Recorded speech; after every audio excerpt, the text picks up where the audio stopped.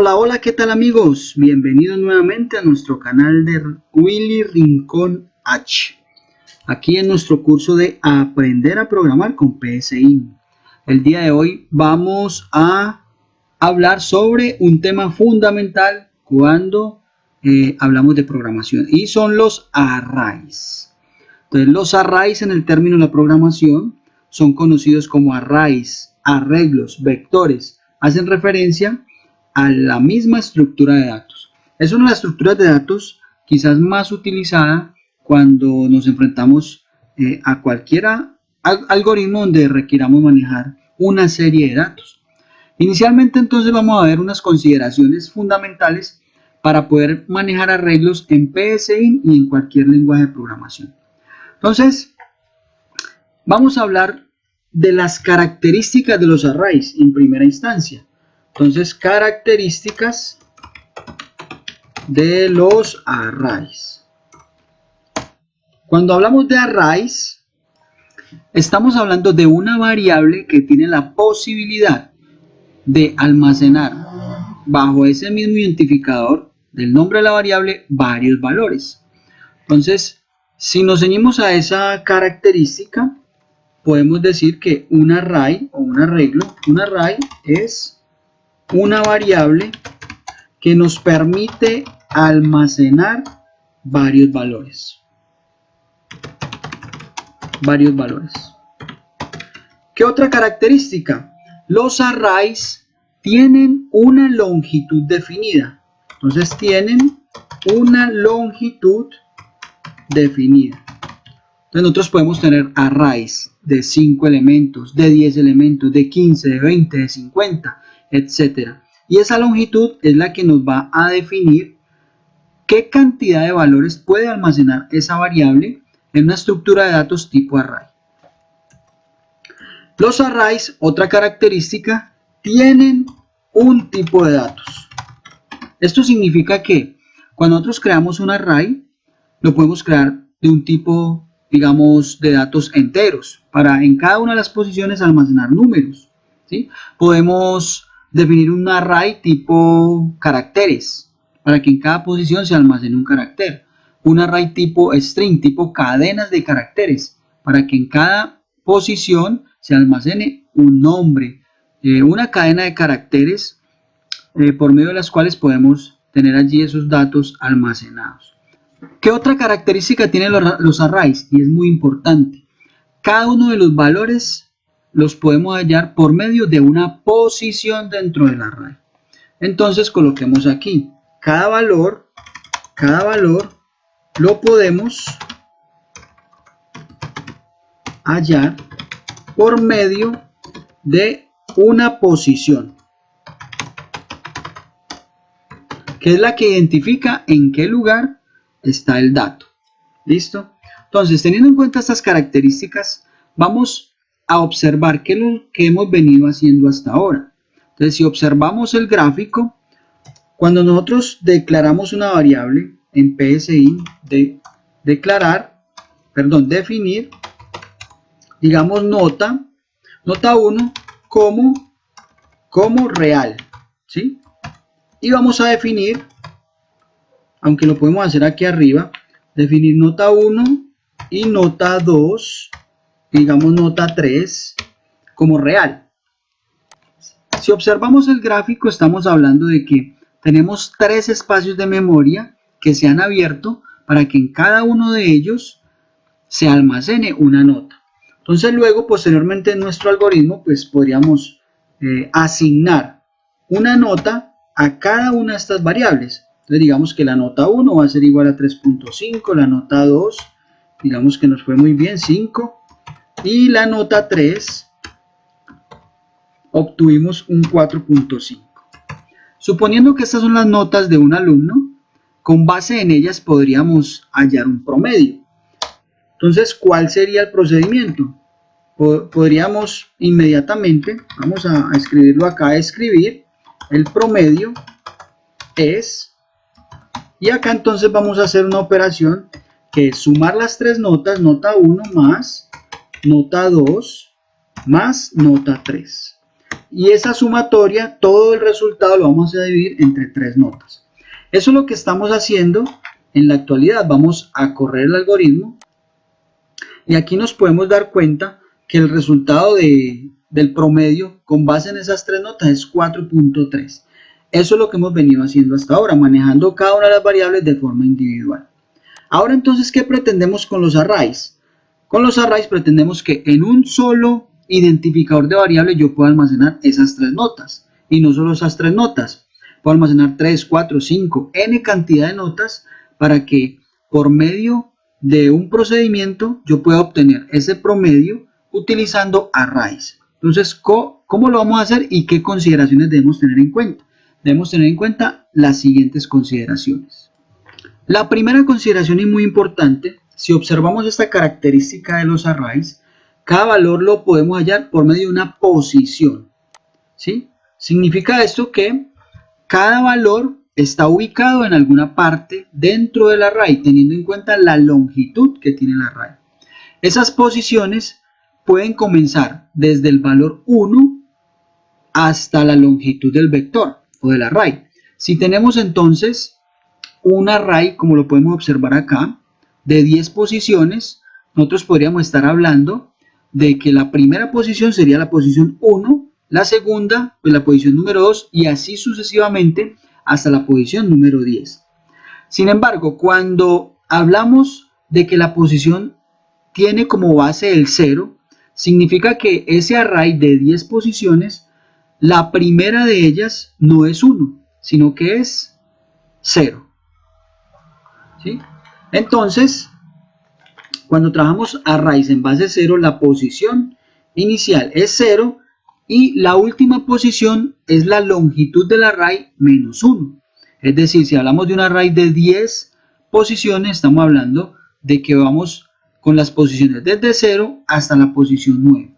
En los lenguajes de programación generalmente se trabaja en base 0, lo que es JavaScript, PHP, ¿sí? Son lenguajes de programación que trabajan en base 0. Aquí en PSI nosotros podríamos trabajar de forma flexible o un poquito ya teniendo en cuenta unas reglas, como lo hemos estado haciendo en este curso de aprender a programar con PSI, ¿sí? Sin embargo, acá, si nosotros vamos a el menú de configurar y vamos a las opciones del lenguaje, aquí podemos darnos cuenta que PSI nos ofrece una posibilidad de manejar base 0 dentro de un modo estricto o que la base sea desde la posición número 1. Nosotros vamos a manejar o estamos manejando PSI en el modo estricto. Por lo tanto, vamos a darle clic acá a personalizar y acá, si nos fijamos acá, esto lo vimos creo que en el video número 2 donde se hace la configuración de PSI, aquí se los dejo por si no lo han visto.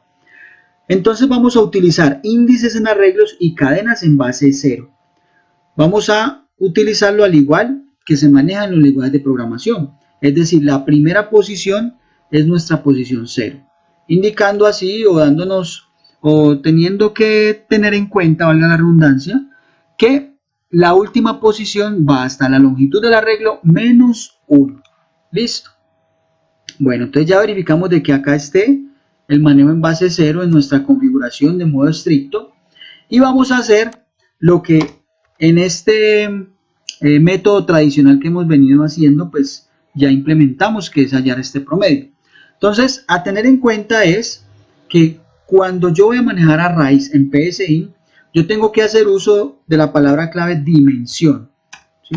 La palabra clave dimensión es la que nos va a facilitar o a permitir crear más bien una variable, una estructura de datos tipo array.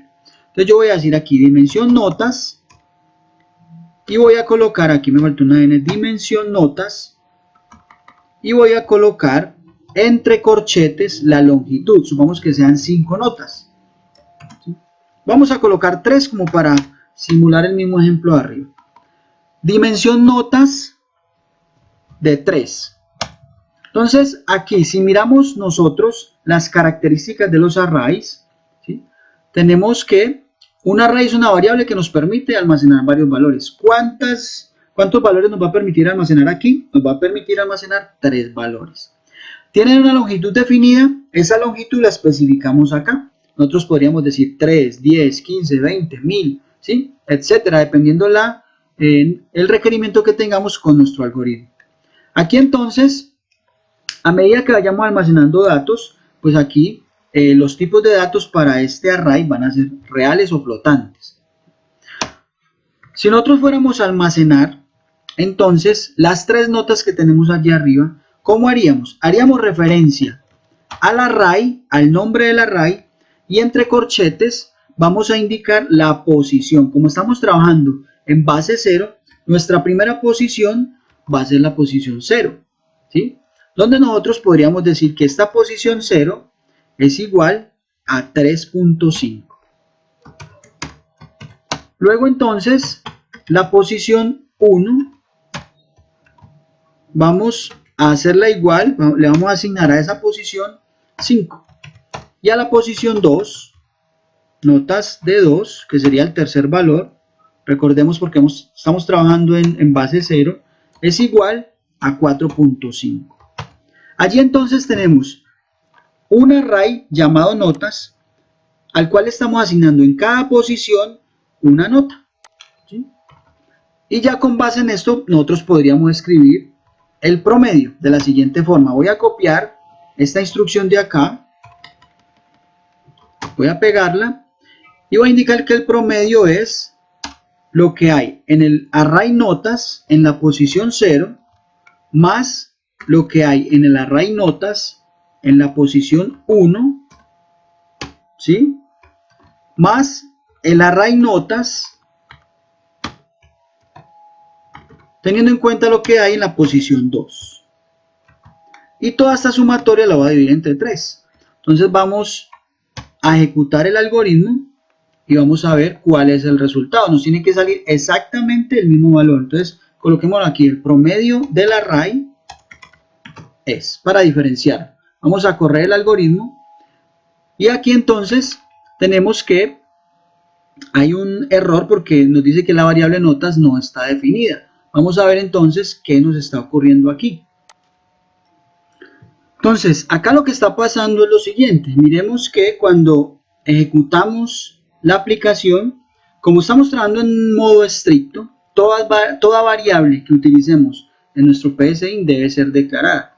Entonces, por eso acá nos dice, debe utilizar la instrucción definir para explicitar el tipo de variable. ¿De qué forma entonces lo hacemos? Antes de declarar la dimensión del array, yo tengo que definir la variable notas y darle un tipo como real, porque estamos utilizando valores flotantes como real. Al definir este tipo de datos, este array notas o esta variable notas, aquí yo ya la caracterizo para que sea un arreglo con la palabra reservada dimensión. De esa forma ya me queda como un array. Al imprimir el algoritmo, ya los dos resultados deben ser iguales.